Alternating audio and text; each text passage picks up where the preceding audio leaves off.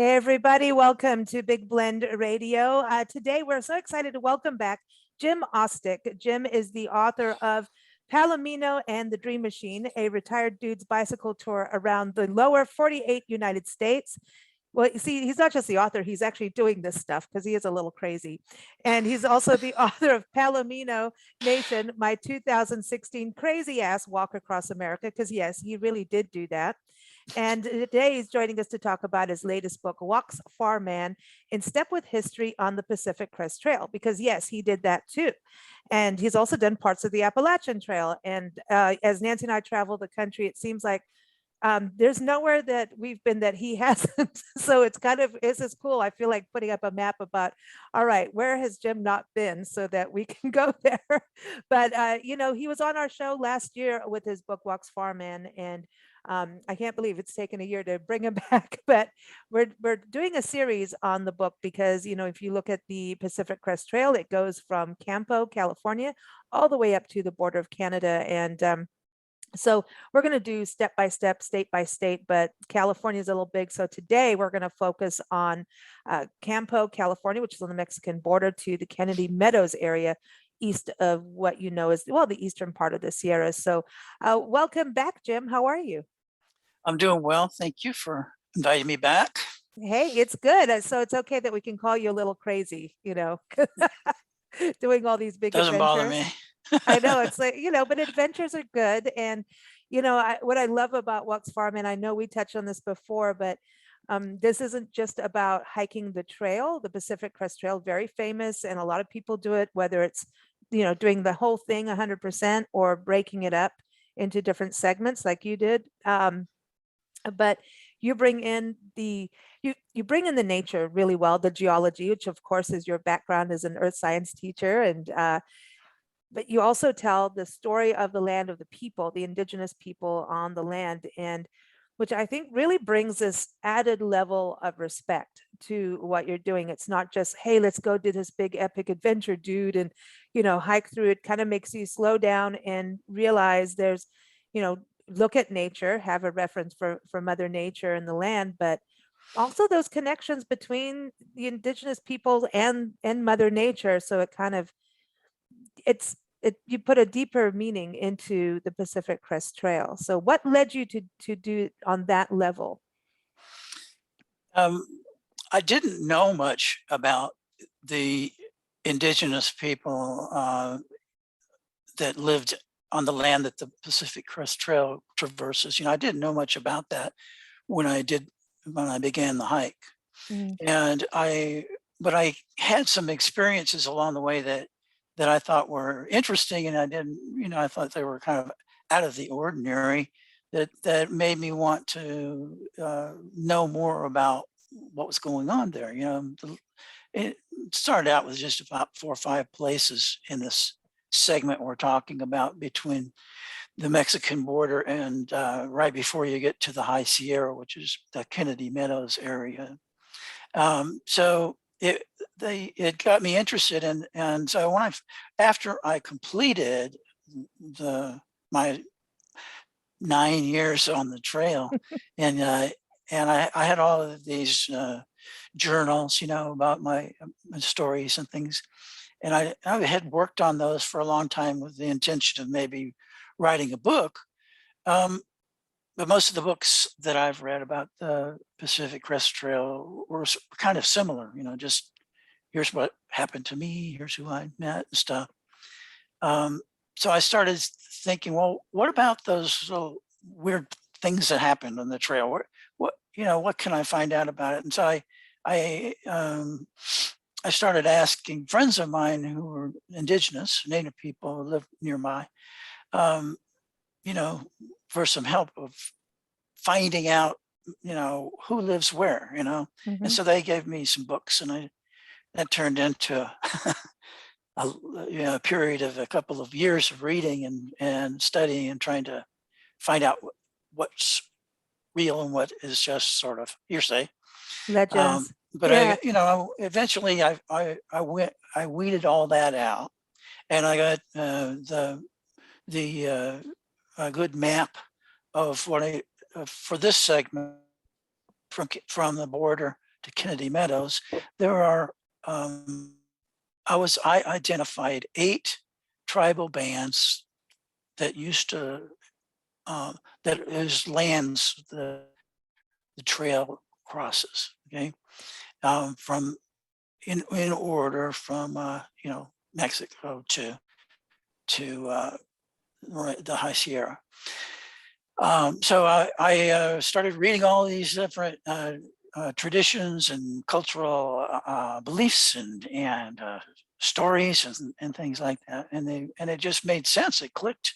It matched up in a few areas with my experiences of like these kind of weird little coincidences, or these feelings of being out of the ordinary things. Mm. So I decided that I would tell my story in the context of the history behind the land, before the settlers came, and since it was one of the best things I've ever done, just in terms of learning.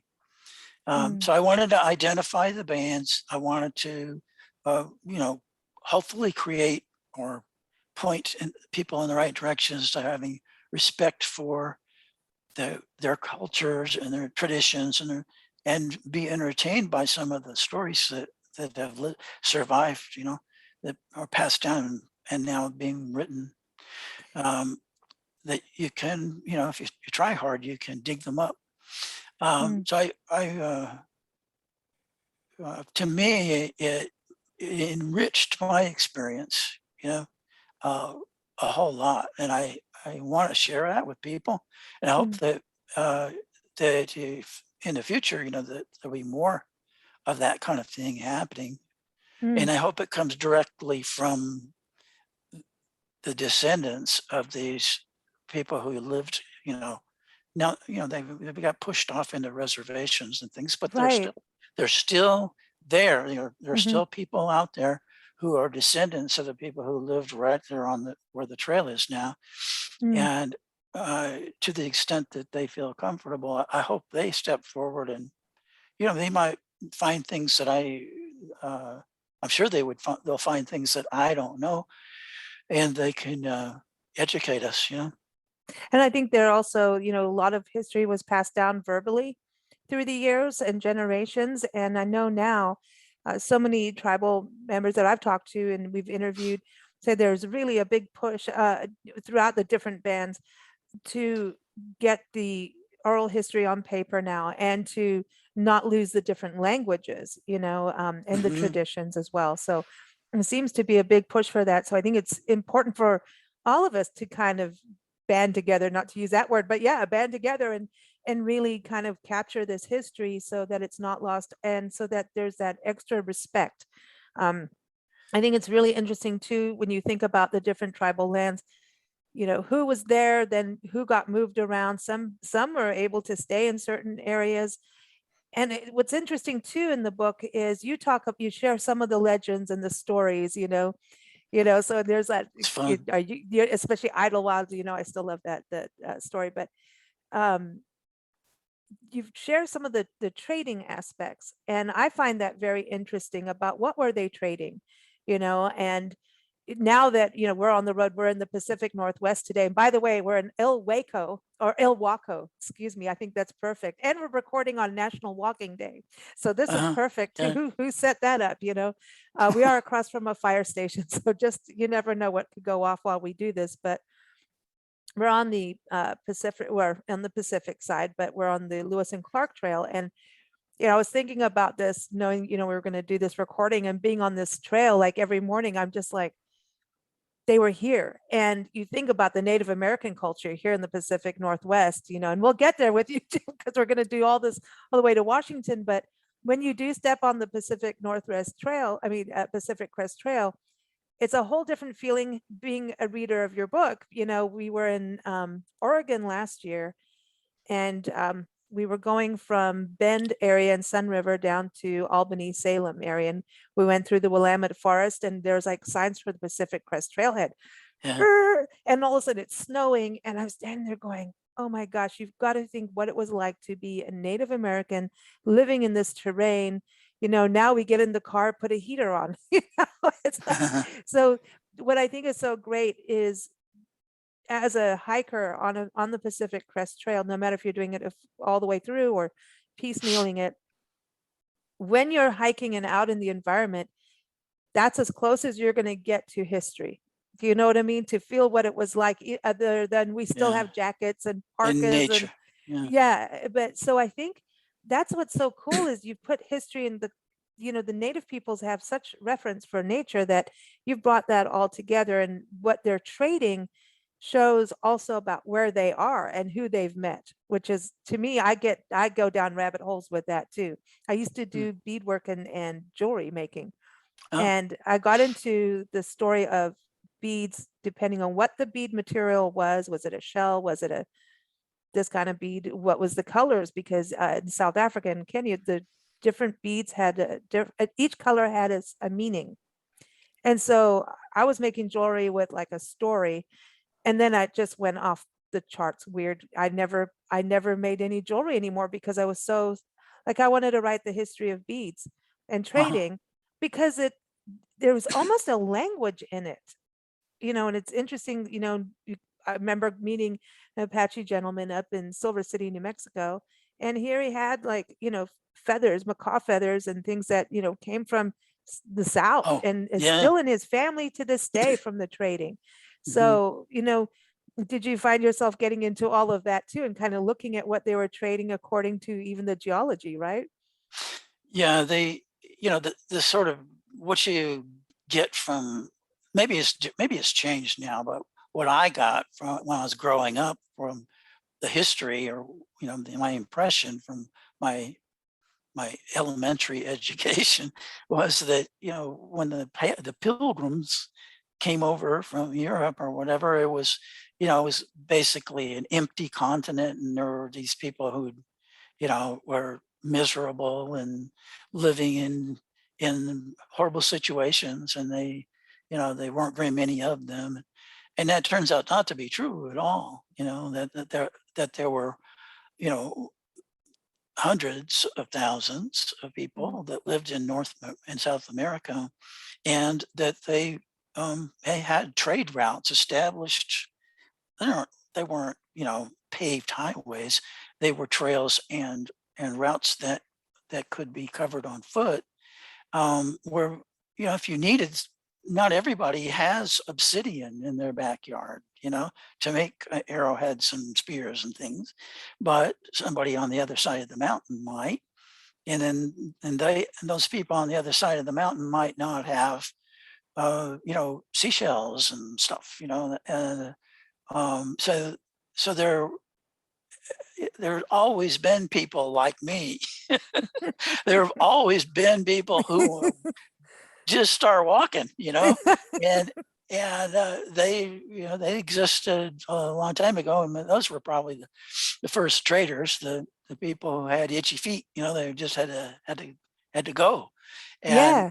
and but that's just speculation. But there were established a network of established trade routes long before there were any people came Mm, from Europe.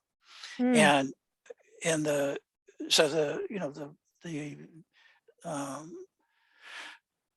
people were communicating with each other and trading things that they needed, but keeping their identities, their tribal mhm, traditions, the local thing going, but they mm, knew that from time to time they'd meet other people mm. along the routes, And also and that some of those connection to routes Mexico. crossed where the Pacific Crest Trail is in many Yeah. different locations.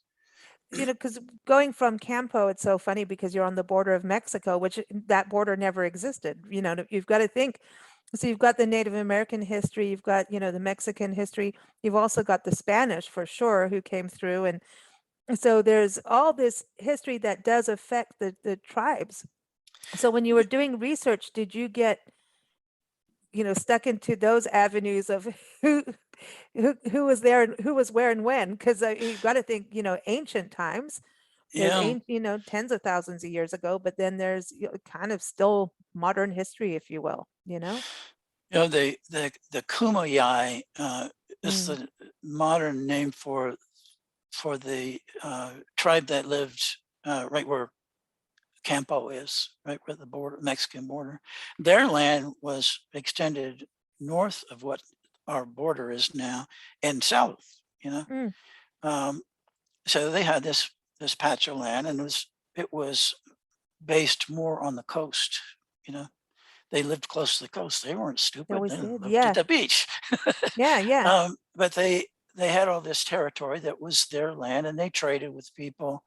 The Chimawave and people lived in the desert to the east, but they had this segment of land, and then in 1846 or 8, whatever it was, when the U.S.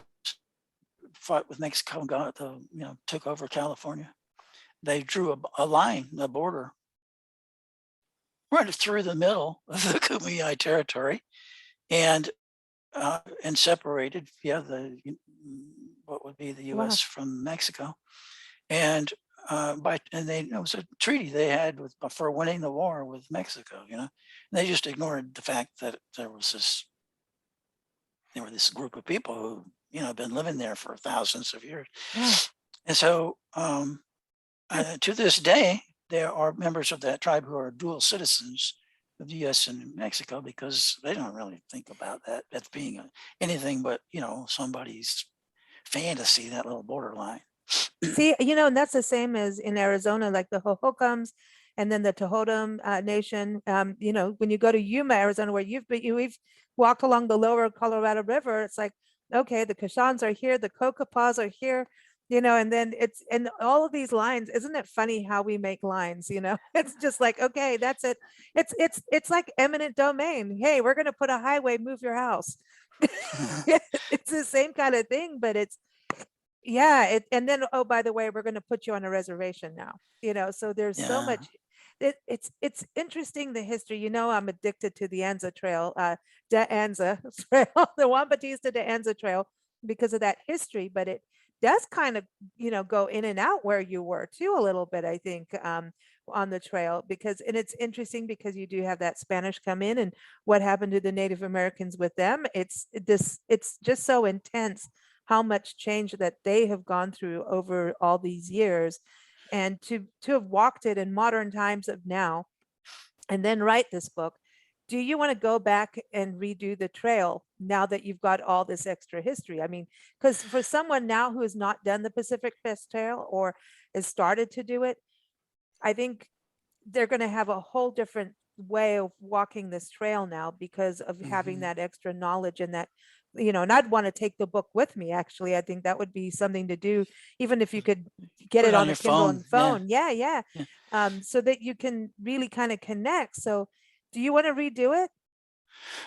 Well, the trail's 2,650 some miles Yeah, well, long, that's nothing. and I'm just putting it Kidding. this way, that but I've actually walked more than 3,500 miles on the trail, because I keep going back, Yeah. and I haven't since the pandemic hit, but yeah, there's all kinds of places that I want to visit again, and because I learned where the reservations are, and most of the reservations have a lot of the reservations have like museums and cultural areas where you can, and they have annual powwows and things like that that the public's invited to.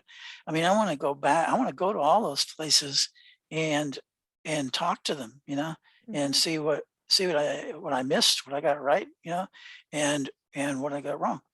And um, Oh, he's selling I'm a book sorry, right my now. phone went off. See, they already want to buy a book, and we haven't even broadcasted it yet. I meant to put that on, whatever you call that, Yeah, it doesn't always want to behave with it, but airplane mode there. I just did that.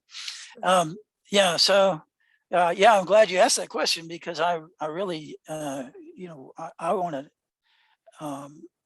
when I feel more comfortable about traveling. I'm not as brave as you and Nancy, Well, we but when be I pet feel sitting more and we walk. comfortable about traveling in this, with the virus and all that stuff, I want to go to a bunch of different places along the trail Mhm.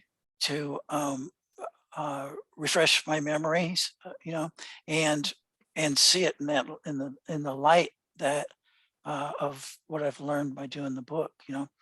Um, Yeah. so Especially near Kennedy Meadows. I was thinking about this route too, and the fact that it goes through like Tehachapi area. I mean, just looking at the elevation gain, and then all of a sudden Campo can get so hot. It can really, the summers in the Campo area can be brutal. mhm. And you go through Warner Springs where you get to hang out with cows. We know how much you love cows and how much you love skunk. Um, and then, but then you're going up and, the Mojave Desert, so you really have to plan ahead for this kind of thing, and not be willy-nilly, because you could get yourself in trouble. But Mhm. you've also meet people along the way. You always do. You meet so many interesting, cool trail angels, and just, and then the stories. You've got some really wild stories in this book. Then I'm just, there's some interesting, just wild.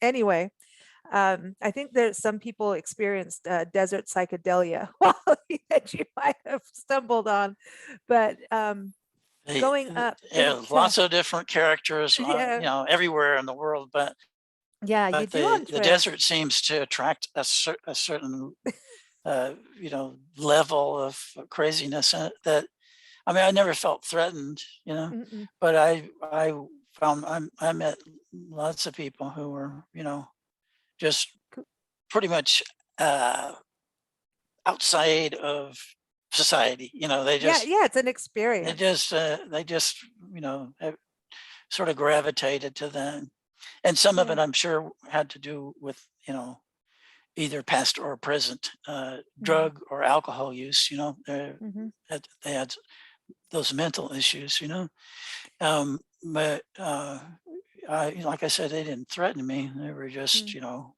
uh, part of my education. Hey, there's different people out here. Yeah, yeah, I know. It's like and here it is. You're just, clean and sober Jim on his trail, But hey, we each do our things. But you go, the elevation gain, and then thinking about, Big Bear, Idlewild, that whole Wrightwood and all that area getting up into Kennedy Meadows, which there's always fires in Kennedy Meadows. Like for some reason, it just get, I don't know if it's just I don't know, our timing whenever we're up in that area, but it's so beautiful. And the eastern side of the Sierras is I think one of the most special places in the planet, because you've got the mountains, you've got the valleys, the meadows, you've got the lakes, you've got Mono Lake and all of that up there. Just Highway 395. I'm going from that not necessarily on Spectacular. foot.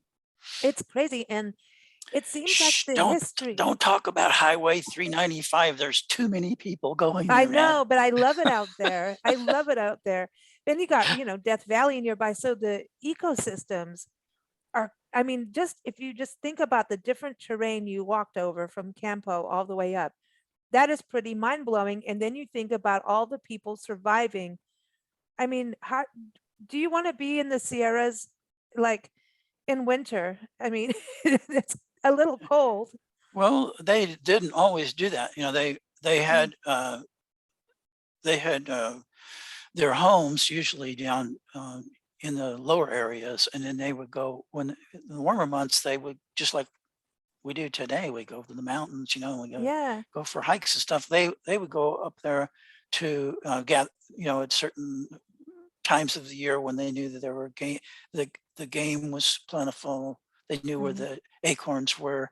They knew what they needed, so they could get pelts, and they could get food, meat, and mm, they could get the the um, they could get what they needed mhm, from nature.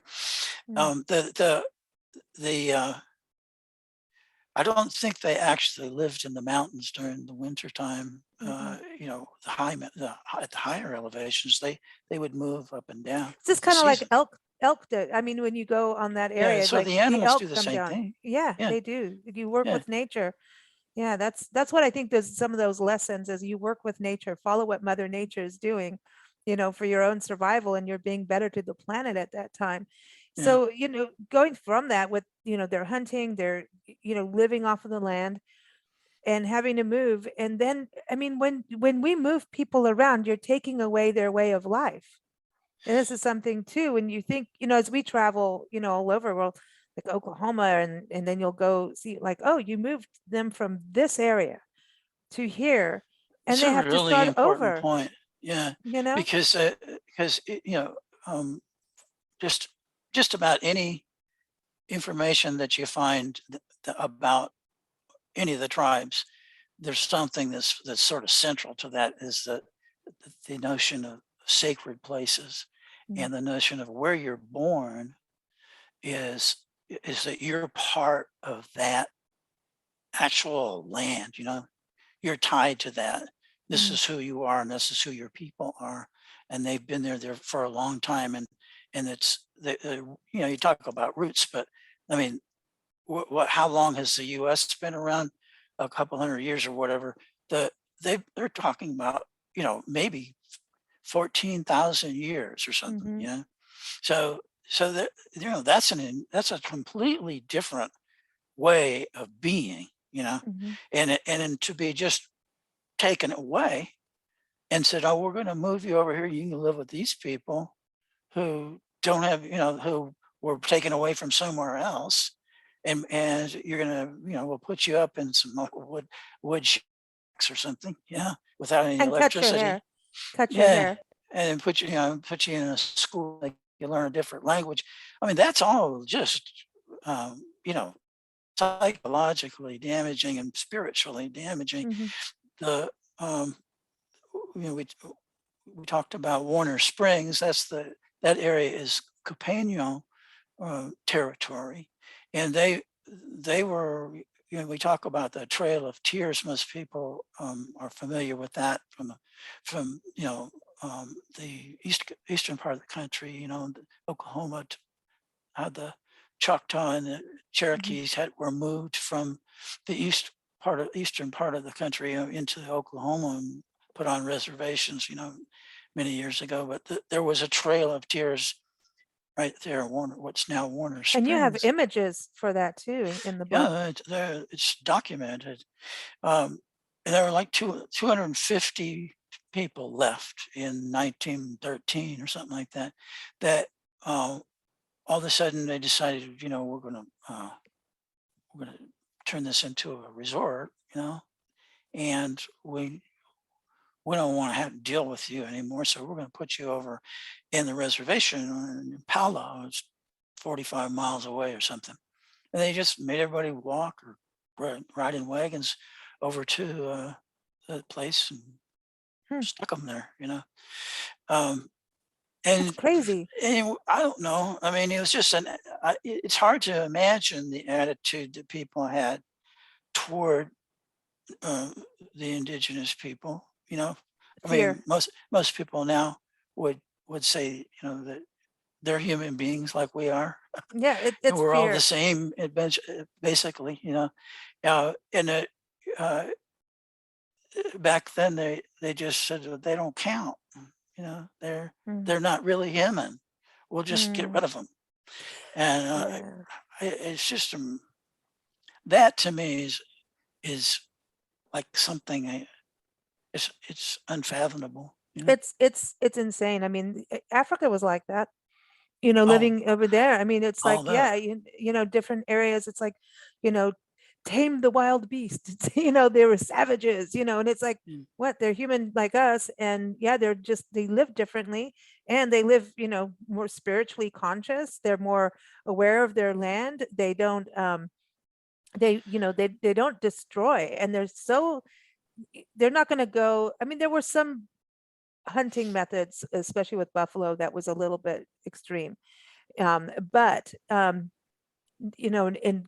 their culture, just being so attuned to the land, and when you think about their diet, we always say, oh, eat local, right? Well, yeah, we're growing our zucchini in the backyard, which is great, right? But their local is what are the local berries, the acorns, and it's gonna in the acorns are gonna different between this oak or a live oak. California's, you got a little bit, you got those live oaks that are beautiful, but when you move somebody, their diet is so in tune with the land that I wonder, like dietary wise, how they were feeling.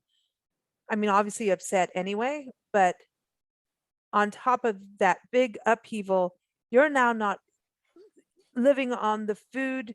You're not growing food the way you used to. It's not the same terrain for hunting.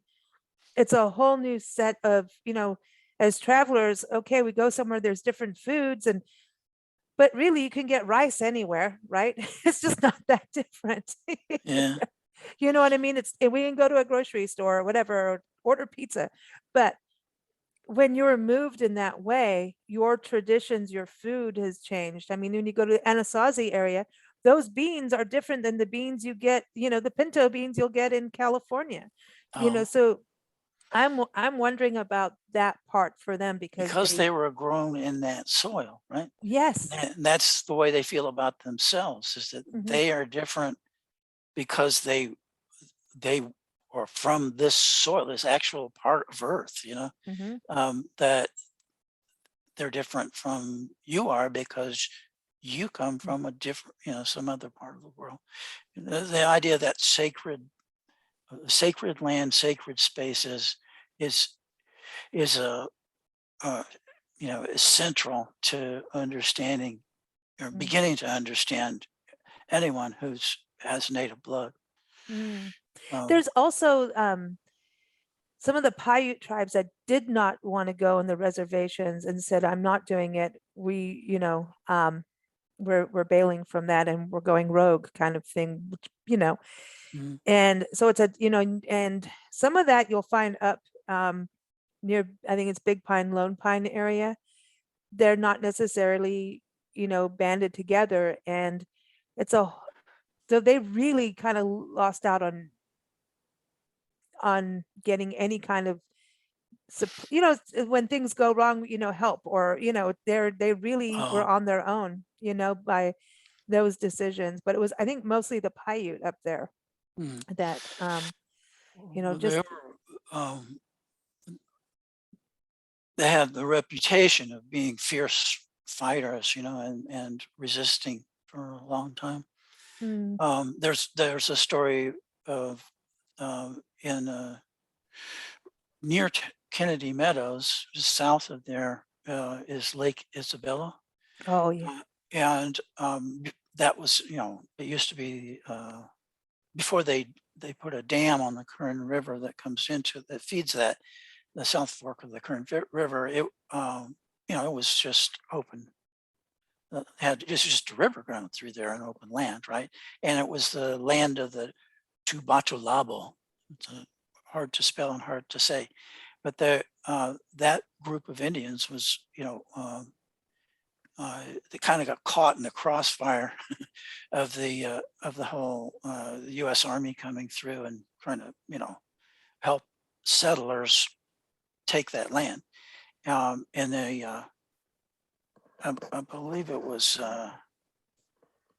let's see, I have some notes here. It was 1863. Mm, There were Paiutes and the local two Batalatos and some Coso Indians, the whole people who came in and out of that area mhm, to trade. And at this particular time, uh, there was, there was some battles between the groups of Indians and the groups of whites, who were trying to settle the Kern Valley. And so the U.S. Army sent a battalion of soldiers from the Bakersfield area up the Kern River to, settle the issue. And the way they settled it was called a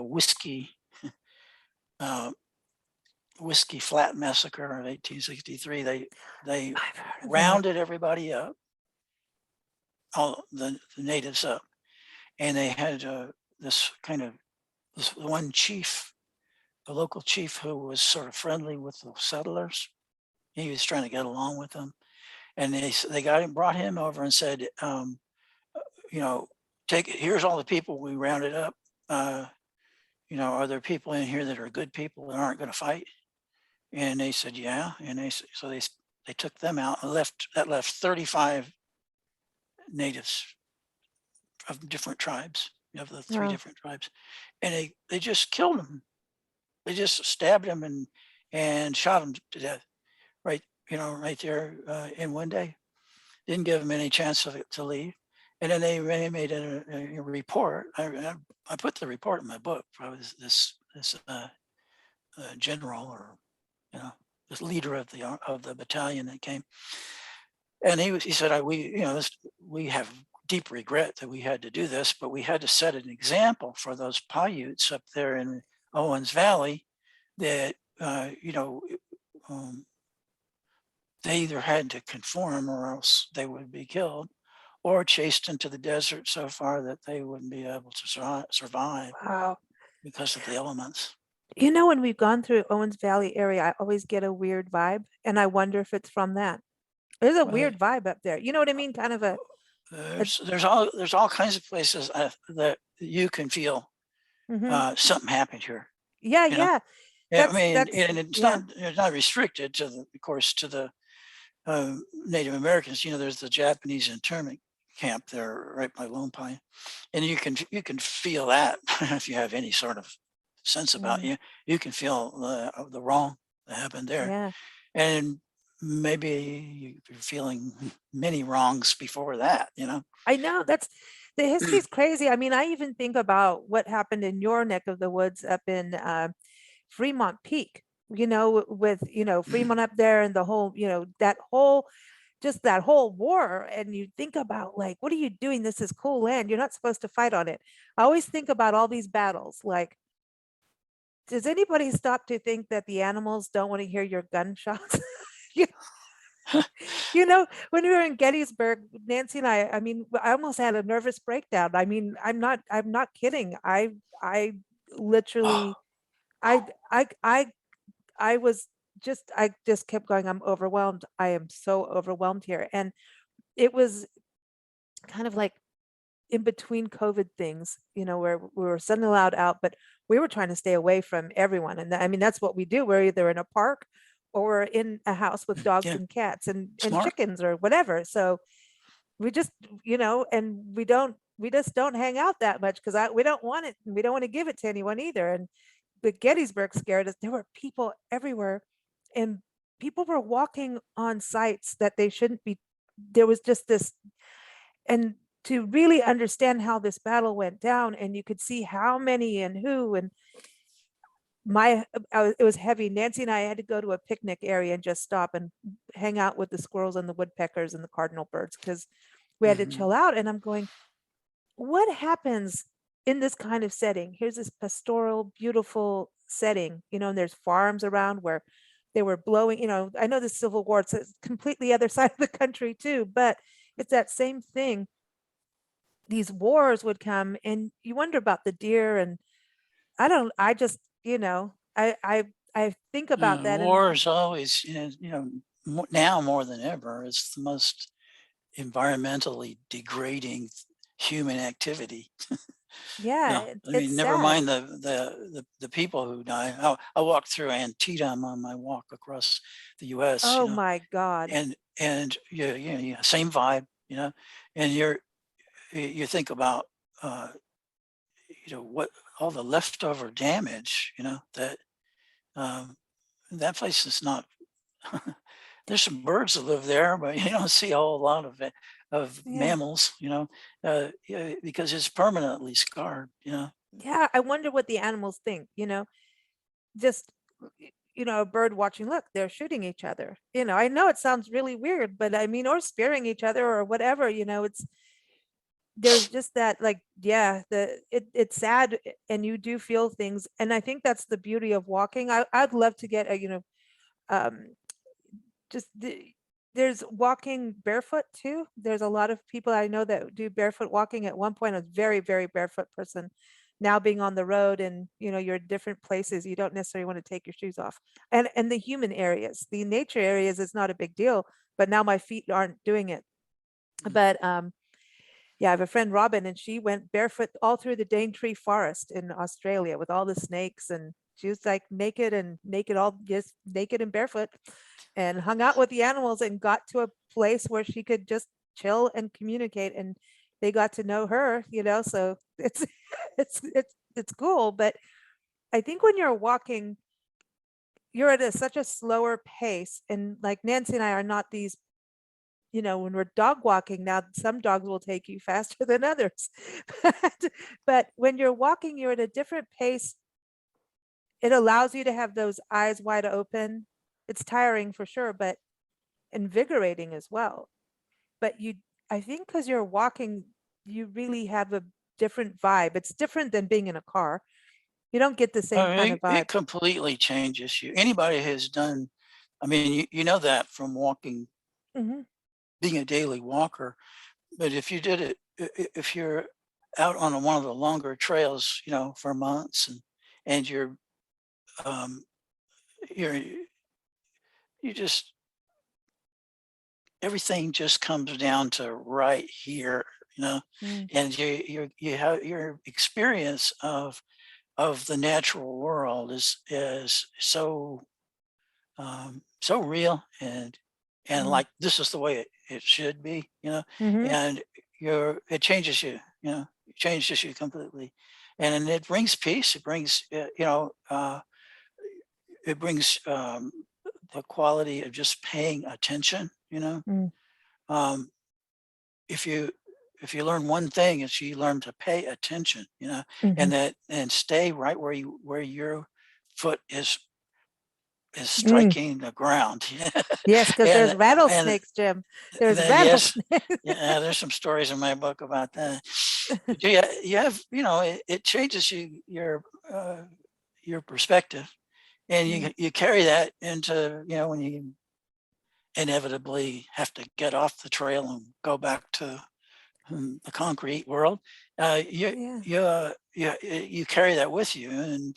and it's valuable there too. Mhm. It's valuable in cities and everywhere to to notice the clouds, to Mhm. notice, you know, where your environment, and to pay attention to how you're affecting it and how it's affecting Mm. you. And Mm. I can't recommend that everyone go hike, a few thousand miles or whatever, but because some people can't, but Mhm. they everyone can, I think, make an attempt to um, place them in a mindset that, this this place where I live, no matter where it is special and sacred, and that, Mm. because this planet Earth is one of a kind as far as we know, right? Mhm. There's nowhere else where we could be like we can be Well, here. they're And beaming up all the and time and, now, and you Jim. shrink that down to another order of magnitude to, well, here I am, Mhm. you know, in Ilwaco, Washington, and then here I am at this one spot in that place, and you appreciate, the the special sacred notion of life. You, it becomes really simplistic, with what we do and what you do. We're kind of very similar, not doing the same things, but similar in that you realize we really don't need all the crap that we all think we need. We really don't. And it's kind of like, to me, if you're going to go in a hotel, I want the small hotel room.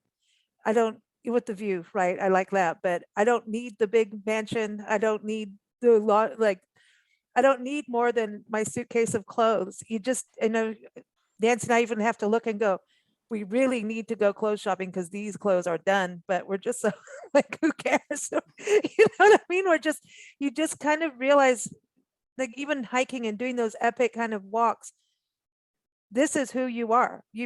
Like you're saying, you need to know the weather, like walking. And that's something to talk about, because the weather changes, going from Campo, the deserts, the high desert, going into, the Sierra areas, your body goes through changes. And what you have to, be aware of in the desert. I mean, even just knowing from photography, and like, we were laughing with photographers the other day, and I said, yeah, I'm so used to being up before the sunrise to get the sunrise. And I just like to, that's my favorite time, is to watch it all happen and everybody come to life. And but then if you're out in Louisiana in the swamps, you still need to wait a few hours. It's like the coast here. The sun only comes out in the afternoon. What's with that?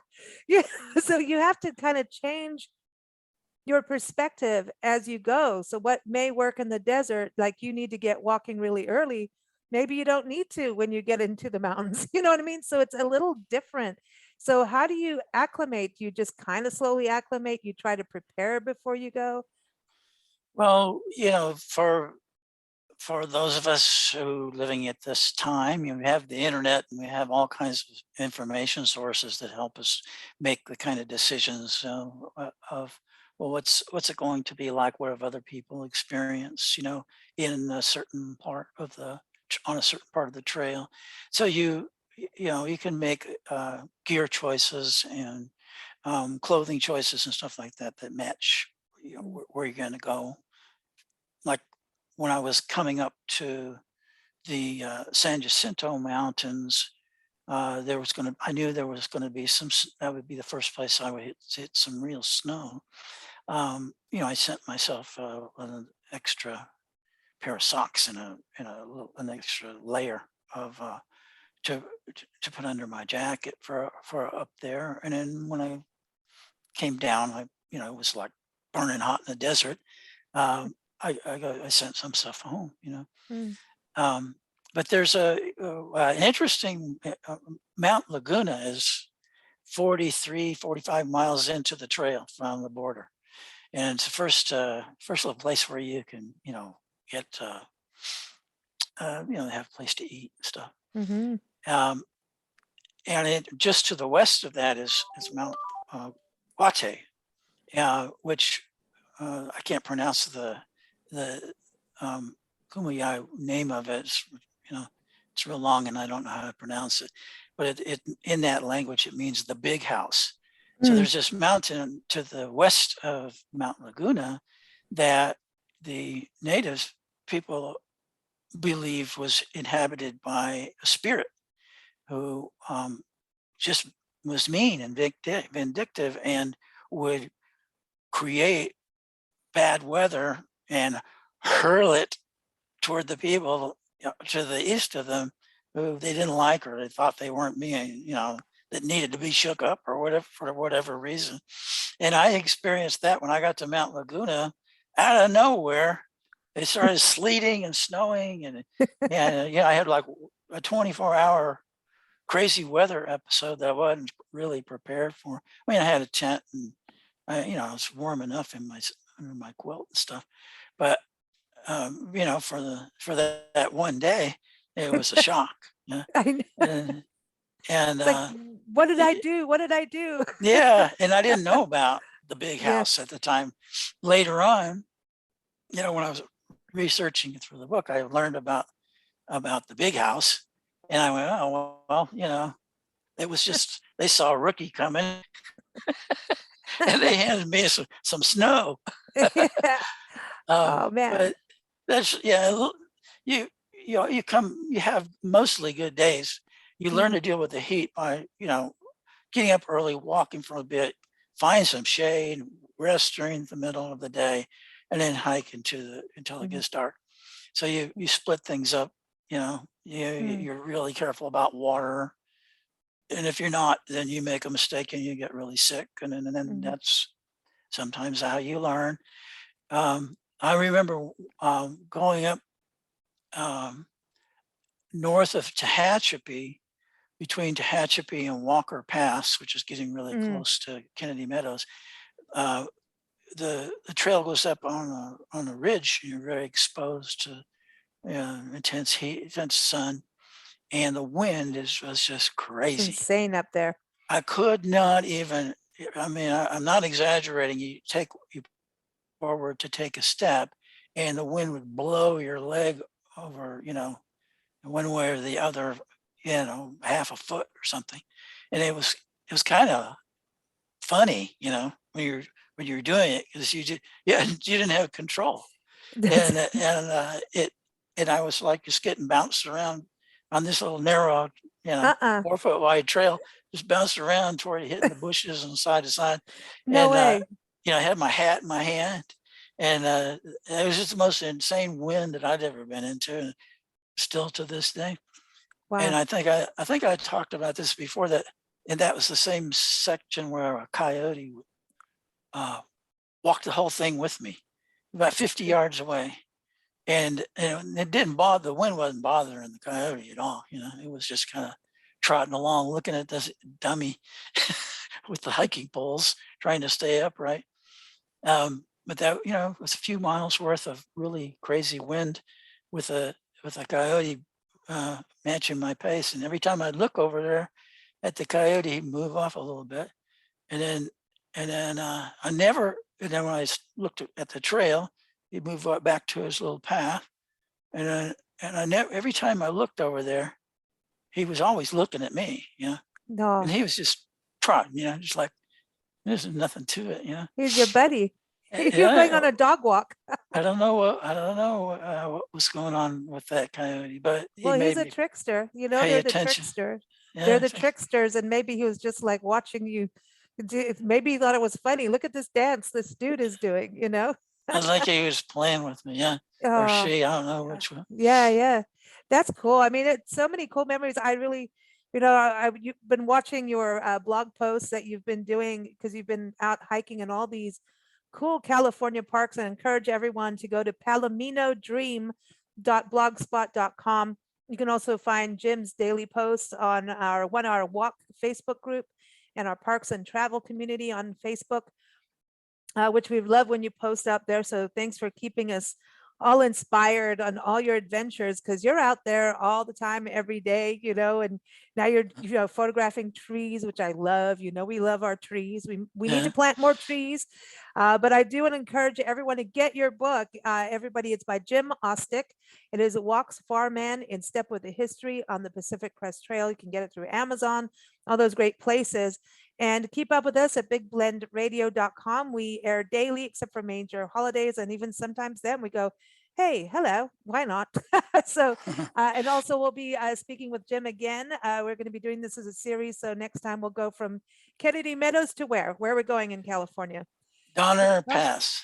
Donner Pass. Oh, dude, Yeah, that's where the stuff happened, man. that's where some stuff happened. Yeah. And it ties back to San Juan Bautista, where you are, because of the Donner, some of the Donner Party lived there. And Right. Yeah, I have taught people who were descendants of the survivors. oh my gosh, what a story! What a story! It's crazy. It's crazy. But thank you so much, Jim. It's been a real pleasure. I just to summarize that segment from the border to Kennedy Meadows, that is it's a trial by fire. You go through every kind of imaginable territory, up and down Yeah, mountains yeah. and through the deserts and every kind of weather. And when you get to Kennedy Meadows, it's like, oh boy, I don't have to worry about water anymore, because you're getting ready to go into the high Sierra where there's snow, there's melting snow, there's all the rivers, and it's just the most beautiful place on earth, So it's kind of, if you make it to Kennedy Meadows, got a good chance of getting all the way to Canada now. Oh, So that'll be the next. awesome. Awesome. We're looking forward to it. Thanks so much. Thank you. Take